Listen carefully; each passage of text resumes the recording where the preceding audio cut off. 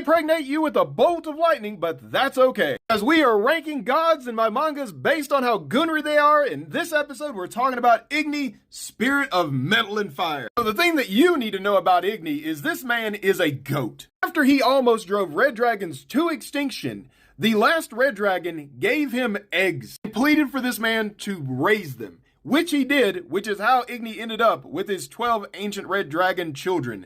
And this one is Lithoria. They all grown up now. When Lyra, the ancient red dragon, who's stuck in a kid form, by the way, because they didn't listen to Dad when it came to alternate forms, wanted to go to an official divine meeting dressed as a princess, but she didn't want to go alone, so he dressed up like a princess as well. The god of pride started calling his masculinity into check, at which point Igni did the only right dad thing, lost his absolute shit, and then beat the brakes out of Tarma. And then made him wear the dress, so his daughter wouldn't feel alone.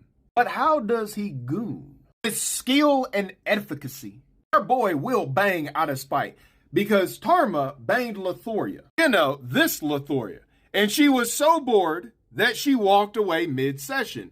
And then Tarma decided to talk shit. Keep in mind, this is twice a high-profile figure has walked out of him and gave him a negative review in his ability in bed. The first one was Cypher, Goddess of the Void, and then it was Lithoria, Igni's oldest daughter. What did the man himself do? Well, he went and banged Tarma's Grand Priestess. He didn't just bang his Grand Priestess, who was also one of his generals. He converted her. Yo, that ain't the only time he did it. When Stroke had a problem, he went and banged one of his Grand Priestess. It wasn't just sleeping with her.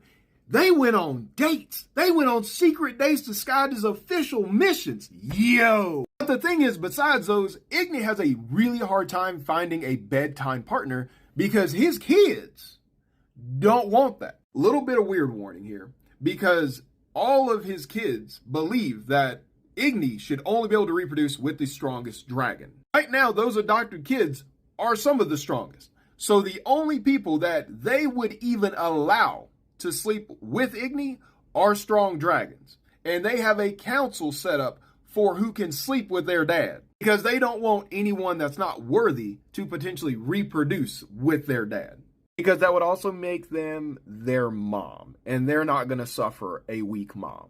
So he has tried to put up glyphs on his bedroom. He has had guards go to the hospital because they've tried to stop his kids from interrupting. Our boy takes whatever opportunities he can get, but the opportunities are far and few between. Buckle up, boys, because the next one's going to be a roughie with Vershire, God of Vile, the mafioso